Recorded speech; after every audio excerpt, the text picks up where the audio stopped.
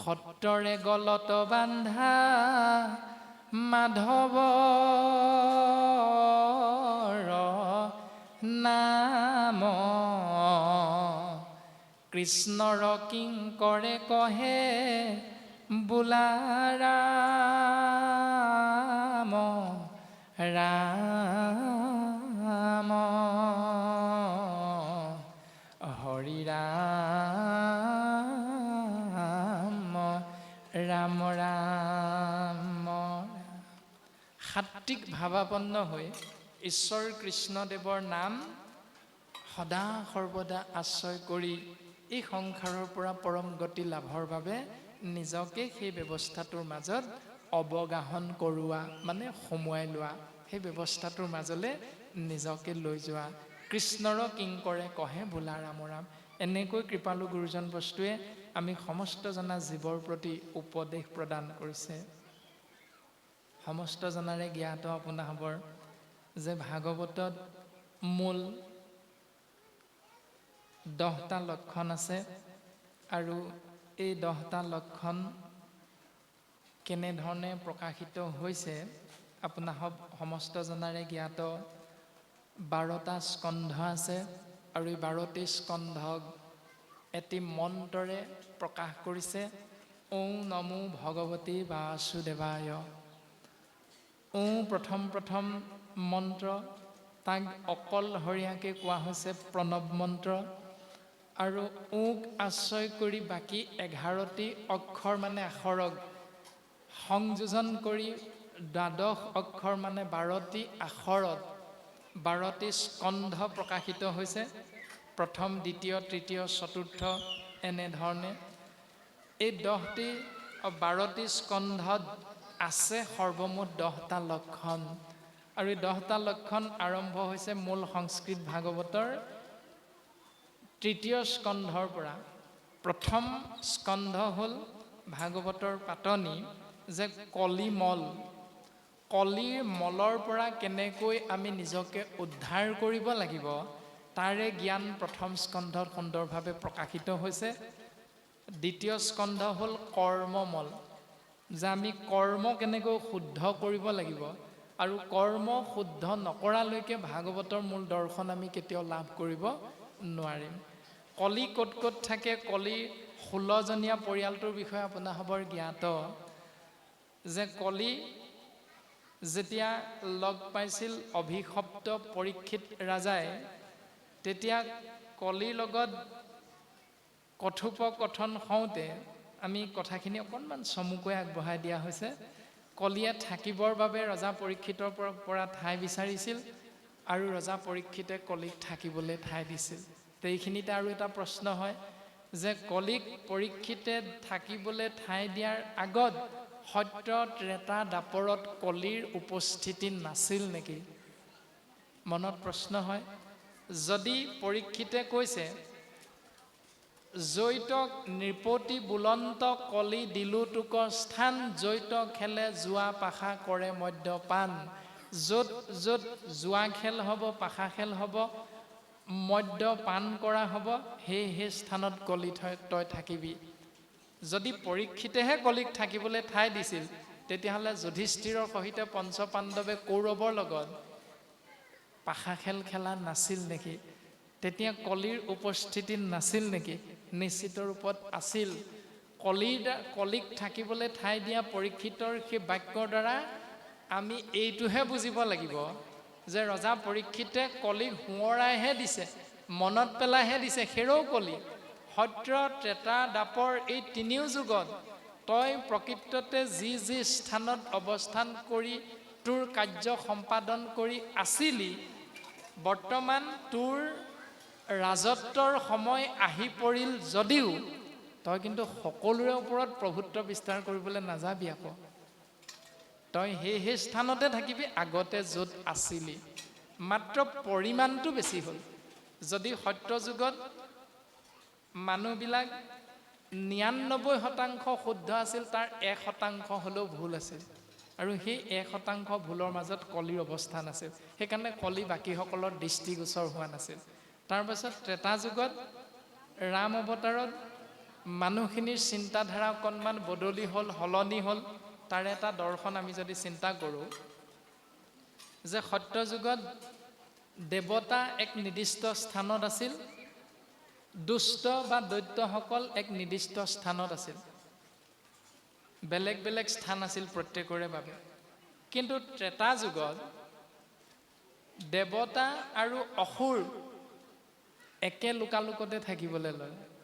মানে এই পৃথিৱীতে দেৱতাও আছে আৰু এই পৃথিৱীতে দৈত্যও আছে। প্ৰমাণ, ভগৱন্ত ৰাম এই পৃথিৱীতে অৱতাৰ ধাৰণ কৰিছে আৰু ভগৱন্ত ৰামৰ ধৰ্মপত্নী সীতাক হৰণ কৰি নিয়া দুষ্ট ৰাৱণ সহিতে দৈত্যসকলো এই পৃথিৱীতে অৱস্থান কৰি আছে। তাৰ পাছত দ্বাপৰ যুগত আহিল দেৱতা স্বৰূপ আৰু দৈত্য স্বৰূপ। সেই ব্যৱস্থাটো এইখন পৃথিৱীতে আছে যদিও দ্বাপৰ যুগত কিন্তু একেটা পৰিয়ালতে দুইটা বস্তু, দুইটা তত্ত্ব আহি অৱস্থান কৰিছে। প্ৰমাণ হিচাপে পঞ্চপাণ্ডৱ দেৱতাৰ প্ৰতীক আৰু দুষ্ট বা দৈত্য অসুৰৰ প্ৰতীক হ'ল 100 কৌৰৱ। একেটা বংশ, একেটা পৰিয়ালতে আছে। তাৰপাছত কলিযুগত কি হ'ল, একেটা দেহতে দৈত্য আৰু অসুৰ অৱস্থান কৰি আছে। গতিকে কলি সত্য যুগতো আছিল, ত্ৰেতা যুগতো আছিল, দ্বাপৰতো আছে আৰু তেওঁ ৰাজত্ব কৰা এই যুগতো তেওঁ অৱস্থান কৰি আছে। মাত্ৰ প্ৰভুত্ব বিস্তাৰ কৰা স্থানৰ সংখ্যাটো সময় অনুসৰি প্ৰকাৰটো বেলেগ বেলেগ আছিল। পাৰ্থক্য মাত্ৰ এইটো। তেনেধৰণে সোঁৱৰাই দিলে যে তই সুবৰ্ণত থাকিবি, স্ত্ৰী পঞ্চসোণা পাপ, গৃহস্থৰ থাকে জৈত, এহি 4 ঠাই দিলো কলি বংশ গয়া তৈত। এনেধৰণে কলিক থাকিবলৈ দিলে। আৰু প্ৰথম স্কন্ধ হ'ল কলিমল। সেই কলিৰ কৰাল গ্ৰাসৰ পৰা প্ৰথম আমি নিজক উদ্ধাৰ কৰিব লাগিব। সেইকাৰণে প্ৰথম স্কন্ধত কলিৰ কৰাল গ্ৰাসৰ পৰা উদ্ধাৰ পাব পৰা মাৰ্গটো গুৰুজনে আমাক দৰ্শন কৰাইছে। নহ'লে আমি ভাগৱতৰ তত্ত্ব নাপাম। যদিহে ভাগৱতৰ তত্ত্ব লাগে তেতিয়াহ'লে প্ৰথম কলিমলৰ পৰা নিজক আমি আঁতৰ কৰিব লাগিব। প্ৰথম স্কন্ধই পৰম জ্ঞান দিলে। দ্বিতীয় স্কন্ধত দিলে কৰ্মমাৰ্গ, কৰ্মমল। তুমি যিটো কৰ্ম কৰিছা, গীতাশাস্ত্ৰত অৰ্জুনৰ আগত কৃষ্ণ তত্ত্বই কৈছে কৰ্মই ধৰ্ম, যে কৰ্ম কৰা, যি কৰ্ম কৰা সেইটোৱে ধৰ্ম। আমাৰ স্বাভাৱিক চিন্তা।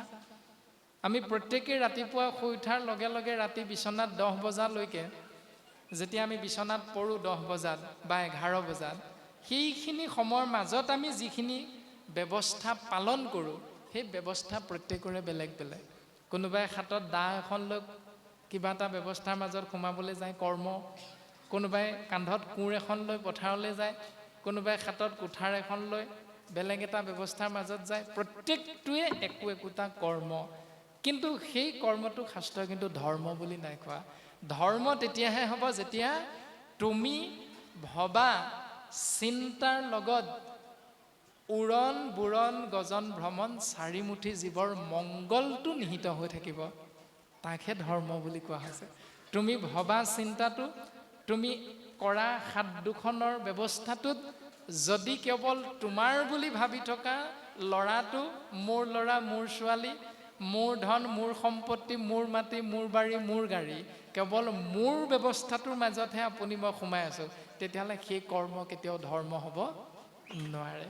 ধৰ্ম বুলি ক'লে সমস্তৰে মংগল চিন্তা কৰি যিটো আমি ব্যৱস্থাৰ মাজত নিজক সোমোৱাই দিম তাৰ নামহে ধৰ্ম। আৰু সেই কৰ্মটোকহে শাস্ত্ৰই ধৰ্ম বুলি কৈছে।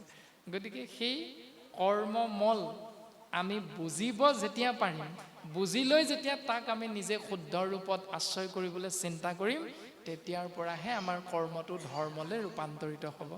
আৰু সেই ব্যৱস্থাটো দ্বিতীয় স্কন্ধই আমাক সিদ্ধান্ত দিছে। তাৰ পাছতে তৃতীয় স্কন্ধৰ পৰা 10টি লক্ষণৰ কথা প্ৰকাশিত হৈছে। স্বৰ্গ বিসৰ্গ স্থান, পোষণ অতি মন্বন্তৰ ঈশানুকথা, নিৰোধ মুক্তি আৰু আশ্ৰয়। এনেধৰণে 10টি লক্ষণ আছে তৃতীয় স্কন্ধৰ পৰা 12 নম্বৰ স্কন্ধলৈকে, মানে দ্বাদশ স্কন্ধ পৰ্যন্ত। আৰু দ্বিতীয় স্কন্ধৰ একেবাৰে শেষৰ পদত এভাগী ছবিৰ জৰিয়তে সেই লক্ষণকেইটা কাক বোলে তাৰ উত্তৰ আমাক প্ৰদান কৰিছে। 10ম অধ্যায় ছবি ভাগৱতৰ 10 লক্ষণ বৰ্ণনা শুকমুনি নিগদতি শুনা ৰাজা মহামতী কহো ভাগৱতৰ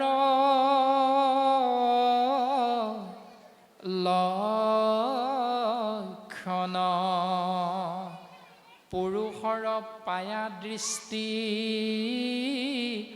উপজয় কাৰণ সৃষ্টি আকে স্বৰ্গ বোলে সাধুজন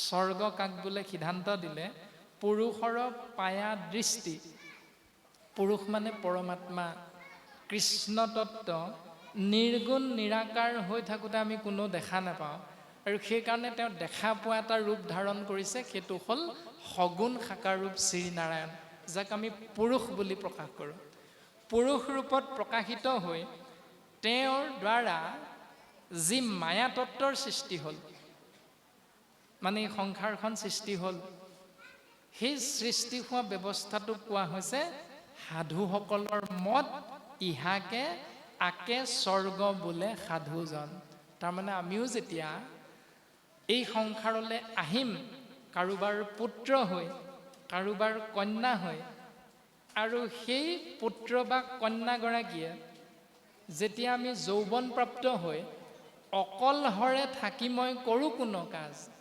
গাঁৱৰ ইজনে সিজনে কয় নহয় হেৰ অকলে অকলে কি কৰিবি বিয়াখন পাত আকৌ এনেকৈ যেতিয়া আমাক কয় ইজনে সিজনে আৰু যেতিয়া আমি সেই ব্যৱস্থাটোত সোমাই যাওঁ তাকে কোৱা হৈছে স্বৰ্গ এইটো হ'ল সাংসাৰিক দৃষ্টি যে সৃষ্টি বা উত্তৰাধিকাৰী ৰাখি যাবৰ বাবে আমি যেতিয়া বৈবাহিক বান্ধোনৰ মাজত সোমাবলৈ এগৰাকী প্ৰকৃতি স্বৰূপা আইক আমি আশ্ৰয় কৰিম আৰু আশ্ৰয় কৰি যেতিয়া আমি সৃষ্টি কাৰ্যত ব্ৰতী হ'বলৈ চিন্তা কৰিম সেই ব্যৱস্থাটোৰ নাম হ'ল বাস্তৱসন্মত পৃথিৱীখনত স্বৰ্গ আৰু আধ্যাত্মিক দৰ্শনত কৈছে পুৰুষ নামৰ পৰম আত্মাই এনেকৈ অকলহৰে থাকি সৃষ্টিৰ শোভাবৰ্ধন নেদেখি শোভাবৰ্ধনৰ বাবে তেওঁ প্ৰকৃতি স্বৰূপ মায়া তত্ত্বৰ সৃষ্টি কৰিলে আৰু সৃষ্টি কৰি লীলাভূমি জগত সৃষ্টি কৰি তাতেই তেওঁ লীলা কৰিছে অৱতাৰ ধাৰণ কৰিছে জীৱৰ মংগল সাধন কৰিছে এনে এনে ব্যৱস্থাটোৰ নাম হ'ল স্বৰ্গ তাৰ পাছত প্ৰকাশ কৰিছে ব্ৰহ্মাৱাদী নানা মত স্ৰজে চৰা চৰজত ইহাকে বিস্বৰ্গ বুলি কজান ৰাজা দেৱ দৈত্য জাক পাইল মহা মৰ্যাদাক ইটো লক্ষণৰ নাম স্থান এতিয়া ভগৱন্ত পুৰুষেও সৃষ্টি কৰিছে আৰু ব্ৰহ্মায়ো সৃষ্টি কৰিছে ভগৱন্ত পুৰুষে পুৰুষ ৰূপত কাক সৃষ্টি কৰিলে মায়াক মায়াৰ দ্বাৰা কাৰ সৃষ্টি হৈছে ব্ৰহ্মা বিষ্ণু আৰু শিৱ এই তিনি তত্ত্বৰ সৃষ্টি হৈছে ভগৱন্তৰ দ্বাৰা সৃষ্টি সিমানতে তেওঁৰ দায়িত্ব সামৰিছে ব্ৰহ্মা বিষ্ণু শিৱ এই তিনিও তত্ত্বক সৃষ্টি কৰি তেওঁ নিজে তাৰ মাজত অৱস্থান কৰিছে তাৰ পাছত মায়াৰ নিৰ্দেশত ব্ৰহ্মাই সৃষ্টি কৰিছে মায়াৰ নিৰ্দেশত বিষ্ণুৱে পালন কৰিছে মায়াৰ নিৰ্দেশত শিৱ তত্ত্বয়ো সৃষ্টিও কৰিছে মাজে মাজে সংহাৰো কৰিছে সেইখিনিৰ পৰা শাস্ত্ৰই কৈছে ব্ৰহ্মা আদি নানা মত স্ৰজে চৰাচৰ যত ইহাকে বিসৰ্গ বুলি জানক সেইখিনিৰ পৰা হ'ল বিসৰ্গ মানে বিসৰ্গ যিটো আমি প্ৰত্যেকৰে নামঘোষা শাস্ত্ৰত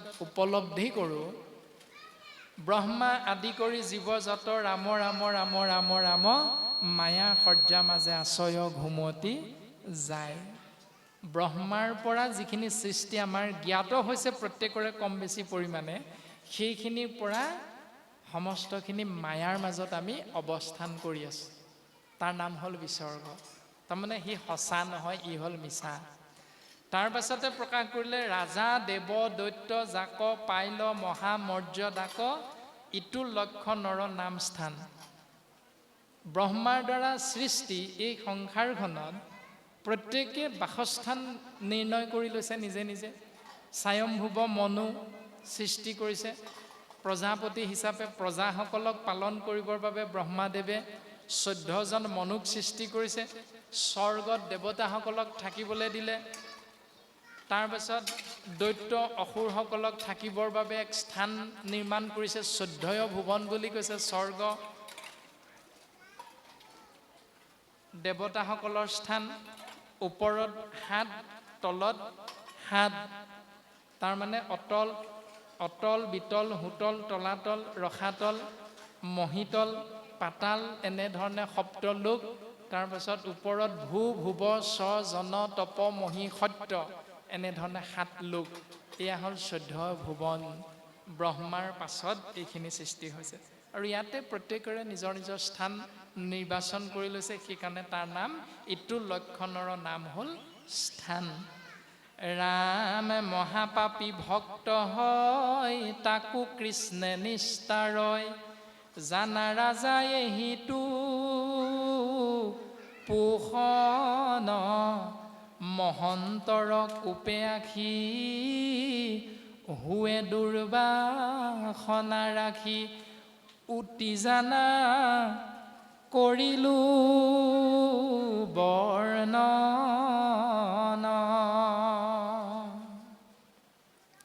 মহামহাপাপী সকলো ভক্তৰ হাৰিলে উত্তৰণ হ'ব পাৰে। তাকো কৃষ্ণে নিস্তাৰয়, সেই জীৱতত্বকো কৃষ্ণ তত্ত্বই উদ্ধাৰ কৰে। জানা ৰাজা এহিটো পোষণ, ইয়াৰ নামেই হ'ল পোষণ। মহন্তৰ কোপে আখি শুৱে দুৰ্বাসনা ৰাখি। উটি জানা কৰিলো বৰ্ণন। মহন্তসকলৰ কোপত জীৱতত্ত্ব পৰিলেও সমস্ত জীৱতত্ত্ব কৃষ্ণৰ নামত আশ্ৰয় কৰিলে উদ্ধাৰ হ'ব পাৰে। ওপৰত গ'লে তাৰ নাম হ'ল পোষণ আৰু পাছৰটোৰ নাম হ'ল উটি জানা কৰিলো বৰ্ণন। যিটো হুৱে পুণ্য ভাগী সাধুৰ কৃপাক লাগি। কায় বাক্যে কৰোক যতন, তেবে কৃষ্ণ পদে মতি বাঢ়িবে সপ্ৰেমৰ ৰতি। তৰিবেক দুৰ্ঘোৰ মৰণ। তাৰ পাছত মনু মনু পুত্ৰ ছয়, এসম্বাৰ ধৰ্ম হয়। মন্বন্তৰ ইহাকে বোলয়, বিষ্ণু বৈষ্ণৱৰ কথা প্ৰকটি কহয় যথা। এহিটো ঈশানৰ কথা হয়। মনুৰ পুত্ৰসকল কেনে ধৰণে সংসাৰত অৱস্থান কৰিলে, যিটো বংশাৱলী তাৰ বিষয়বস্তু য'ত অৱস্থান কৰা হৈছে তাৰ নামেই হ'ল মন্বন্তৰ। তাৰ পাছত বিষ্ণু আৰু বৈষ্ণৱৰ মাজত আলাপ আলোচনা তত্ত্ব দৰ্শন য'ত প্ৰকাশিত হৈছে তাৰ নাম হ'ল ঈশান। জগত উদৰে ধৰি হয়ন কৰন্ত হৰি। নিৰোধন কহিলো স্বৰূপ, চাৰি মিছা মায়াময় নিজ ব্ৰহ্ম ৰূপ হয়। মুকুতি বোলয় আকে ভোগ। তাৰ পাছৰটো হ'ল নিৰোধন। সমস্ত জগতক নিজৰ উদৰত আশ্ৰয় কৰোৱাই ভগৱন্ত পুৰুষ যেতিয়া হয়ন কৰে অনন্ত সজ্জাত, সেই ব্যৱস্থাটো য'ত প্ৰকাশিত হয় তাৰ নামেই হ'ল নিৰোধন। তাৰ পাছত সমস্তখিনি মিছা মায়াময়, নিজ ব্ৰহ্মৰূপহে কেৱল সত্য। এইটোক আশ্ৰয় কৰি জীৱতত্ত্বই যেতিয়া মুক্তি লাভ কৰে তাৰ কথা য'ত প্ৰকাশিত হৈ আছে তাকে কোৱা হৈছে মুকুতি। কোটি কোটি ব্ৰহ্মাণ্ডৰ যত জীৱ সমস্তৰ একমাত্ৰ আশ্ৰয়ৰ স্থান। সৃষ্টি স্থিতি প্ৰলয়ৰ হেতু যিটো মহেশ্বৰ, আশ্ৰয় কৰিলো ভগৱান। যে সৃষ্টিৰ গৰাকী, স্থিতিৰ গৰাকী, প্ৰলয়ৰ গৰাকী যিজন পৰম সত্যক আশ্ৰয় কৰিলেহে জীৱৰ মুকুতি হয়, তাৰে নাম হ'ল আশ্ৰয়। য'ত ইয়াৰ বিষয়বস্তু বিশদভাৱে আলোচনা হৈছে। শ্ৰী ভাগৱতে এহি 10টা লক্ষণ কহে, এতে কেষে মহন্ত পুৰাণ। আন পুৰাণত 5 লক্ষণক কহে সাঞ্চ। এতে কেষে অল্প কৰি যান।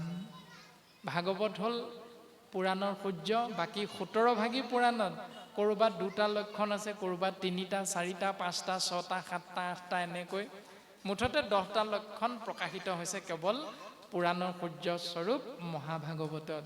সেইকাৰণে বাকীখিনিতকৈ ভাগৱত হ'ল শ্ৰেষ্ঠতম। আৰু আজি আমাৰ আশ্ৰয় হৈছে 8ম স্কন্ধ, নহয়নে বাৰু? এতিয়া 8ম স্কন্ধত পিছে কোনটো বিষয় প্ৰকাশিত হৈছে? আমিতো ইতিমধ্যে 10টা লক্ষণ পালোঁ। এতিয়া 10টা লক্ষণ তৃতীয় স্কন্ধত কি আছে? স্বৰ্গ। চতুৰ্থ স্কন্ধত কি আছে? বিসৰ্গ। পঞ্চমত কি আছে? স্থান। তাৰ পাছত ষষ্ঠত কি আছে? পোষণ। সপ্তমত কি আছে? উতি। আৰু অষ্টমত কি আছে তেতিয়াহ'লে? বৰ্তমান মন্বন্তৰৰ কথা প্ৰকাশিত হৈ আছে। মনুৰ পুত্ৰসকলৰ কথা কেনেধৰণে বিষয়বস্তু ইয়াত প্ৰকাশিত হৈছে ইতিমধ্যে পদবন্ধে আমাক প্ৰকাশ কৰি গৈছে। আৰু ভাগৱতৰ সূচীপত্ৰটো আপোনাসৱ সমস্ত জনাৰে জ্ঞাত যে অষ্টম স্কন্ধত কি কি কথা প্ৰকাশিত হৈছে। প্ৰথম কথা হ'ল গজেন্দ্ৰ উপাখ্যান, তাৰ পাছতে আহিছে অমৃত মন্থন, তাৰ পাছতে আহিছে বলিচলনৰ কথা, তাৰ পাছতে আহিছে মৎস্য চৰিত্ৰ। এনেধৰণে অষ্টম স্কন্ধত কথাখিনি প্ৰকাশিত হৈছে।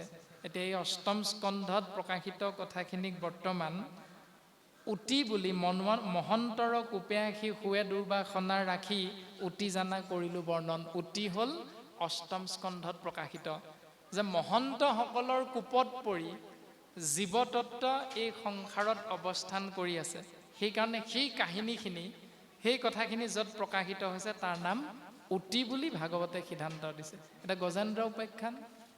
গজেন্দ্ৰই কাৰোবাৰ সাপগ্ৰস্ত হৈ ষষ্ঠী ৰূপত এই সংসাৰত অৱস্থান কৰিছে। তাৰপাছত গ্ৰাহ নামৰ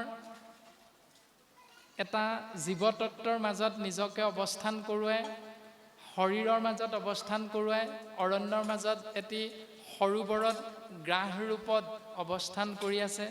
আৰু আমাৰ সমস্ত জনাৰে জ্ঞাত নামে ইন্দ্ৰ দৈন্য ৰাজা অগস্তিৰ অভিশাপে, অগস্তি ঋষিৰ অভিশাপত ইন্দ্ৰদম্য ৰাজা এই ঘোৰ অৰণ্যৰ মাজত গজেন্দ্ৰ ৰূপত, হাতী ৰূপত জন্মগ্ৰহণ কৰিব লগা হৈছে।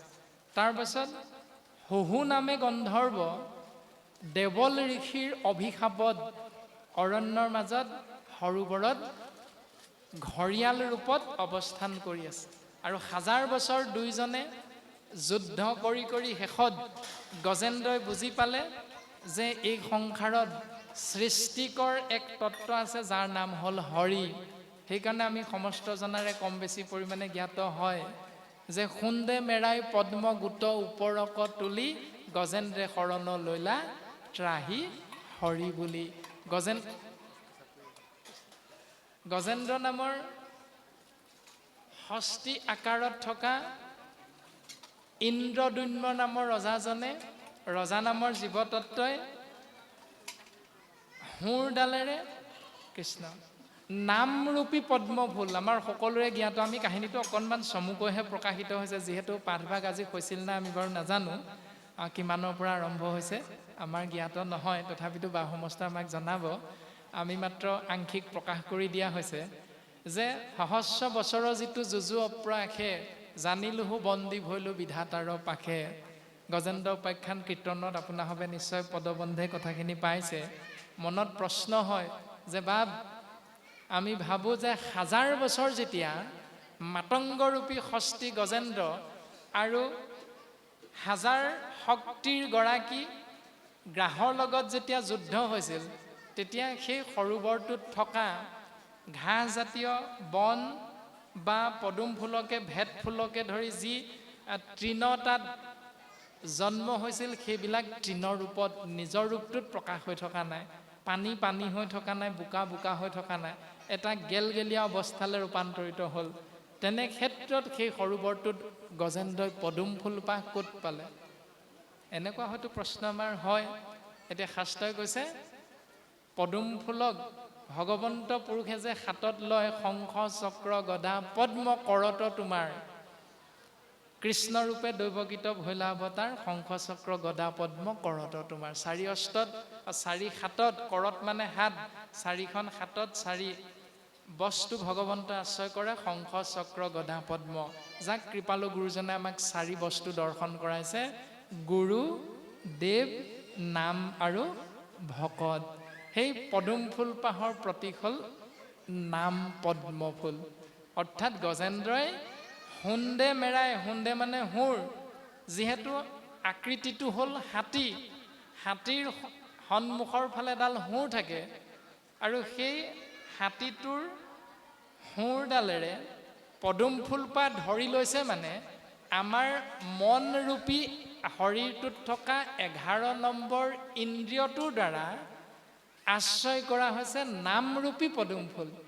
কৃষ্ণ বিষ্ণু হৰি ৰাম জগত প্ৰসিদ্ধ নাম, লাজ এৰি গায়া মহাসুখে। যি আমি শৰীৰধাৰী মনুষ্যই লাজ এৰি মান সন্মান নিবিচাৰি কৃষ্ণ বিষ্ণু হৰি ৰাম নাম আশ্ৰয় কৰিম। মাধৱ পুৰুষজনে নামঘোষা শাস্ত্ৰত সিদ্ধান্ত দিছে, কৃষ্ণ মাধৱে বুলন্ত মুক কৃষ্ণ কৃষ্ণ কৃষ্ণ বুলি সোমৰে যিটো জন, জল হন্তে যেন পদ্ম নৰ কৰ পৰা তাংক আপোন উদ্ধাৰু ৰংগ মন। মাধৱে কৈছে যে মোক কৃষ্ণ কৃষ্ণ কৃষ্ণ বুলি যি শৰীৰধাৰী মনুষ্য নামৰ জীৱতত্বই অনায়াসে আশ্ৰয় কৰিব, নিৰন্তৰে আশ্ৰয় কৰিব, তেওঁ কিবা অপৰাধত নৰকলৈ যাব লগা হ'লেও মই মোৰ দূতকেইটাক সেই জীৱতত্বক উদ্ধাৰ কৰিবলৈ নৰকলৈ নপঠাওঁ, মই নিজে গৈ সেই জীৱতত্বক নৰকৰ পৰা উদ্ধাৰ কৰোঁ। আপোনো উদ্ধাৰো ৰংগমন, মই আনন্দ মনেৰে মোৰ ভক্তক নৰকৰ পৰা উদ্ধাৰ কৰি আনো। সেইকাৰণে নাম পদ্মফুল গজেন্দ্ৰ, মনৰূপী গজেন্দ্ৰ বুলি কোৱা হৈছে। মনৰূপী গজেন্দ্ৰ নাম পদ্মফুল আশ্ৰয় কৰি এই মায়াময় সংসাৰৰূপী সৰোবৰটোৰ পৰা আমি উদ্ধাৰ পাব পাৰিম। ব্ৰহ্মা আদি কৰি জীৱ যতই প্ৰাৰ্থনা ভাগিত খুব সুন্দৰভাৱে গোটেইকেইটি কথা উল্লেখ হৈ আছে। ক্ষুদ্ৰ সুখে বহু আশা কৰি ভৱ কোপে জীৱ আছে পৰি, কালে সৰ্পে দংশী শৰাইল চেতন তাৰ। যে ক্ষুদ্ৰ সুখে বহু আশা কৰি আমি পাইছোঁ সুখ, কিন্তু সেই সুখটো শাস্ত্ৰই কৈছে ক্ষুদ্ৰ সুখ। ল'ৰা এটা পালোঁ, জন্ম হ'ল, সেইটো সুখ, কিন্তু অলপ দিনৰ পাছত দেখিলোঁ যে ছোৱালী এজনীও যদি হ'লহেঁতেন বৰ সুখ পালোহেঁতেন। তাৰমানে ছোৱালীজনী নোহোৱাৰ বাবে ল'ৰাটো পোৱা সুখটো লাহে লাহে ক্ষুদ্ৰ সুখলৈ ৰূপান্তৰিত হৈ গ'ল। কিন্তু প্ৰথমে সেই সুখটো বৰ ডাঙৰ সুখ বুলি ভাবিছিলোঁ। তাৰপাছত দেখিলোঁ যে ল'ৰাটো পালোঁ যদিও ডাঙৰ সুখেই আছিল, কিন্তু বোৱাৰীজনী অনাৰ পাছত সেই ডাঙৰ সুখটো কিন্তু ক্ষুদ্ৰ সুখলৈ ৰূপান্তৰিত হৈ গ'ল। কাৰণ আপুনি মই বিচৰা ধৰণে বোৱাৰীজনী নিৰ্বাচন কৰিব নোৱাৰিলোঁ। সেইকাৰণে বোৱাৰীগৰাকীৰ পৰা বিচৰা আশাখিনি আপুনি মই লাভ কৰিব নোৱাৰিলোঁ। গতিকে সংসাৰখনত সেইটোকে শাস্ত্ৰই কৈছে ক্ষুদ্ৰ সুখে বহু আশা কৰি ভৱ কোপে জীৱ আছে পৰি। ভৱ কোপ মানে সংসাৰ গৰ্ত, মায়াময় সংসাৰখনৰ কথা কোৱা হৈছে। জীৱ আছে পৰি কাল সৰ্পে, কাল মানে সময়, সময়ৰূপী মৃত্যুৱে আপোনাক মোক আহি এদিন এই সংসাৰৰ পৰা লৈ যাব। গতিকে উদ্ধাৰকৰ্তা কেৱল নামৰূপী কৃষ্ণ তত্ত্ব। সেইকাৰণে মাধৱ মাধৱ বুলি নিৰন্তৰে সাধু সবে উচ্চাৰয় সমস্ত কাৰ্যত। যে মাধৱ মাধৱ বুলি যে আমাৰ সাধুসকলে কয়, এই দৰ্শনটো শাস্ত্ৰই আমাক সিদ্ধান্ত দিছে। বচনত উচ্চাৰণ কৰে বোলে মাধৱ মাধৱ, এনেধৰণে আমি উচ্চাৰণ কৰা সেই ব্যক্তিসকলক শাস্ত্ৰই সাধু বুলি প্ৰশংসা কৰিছে।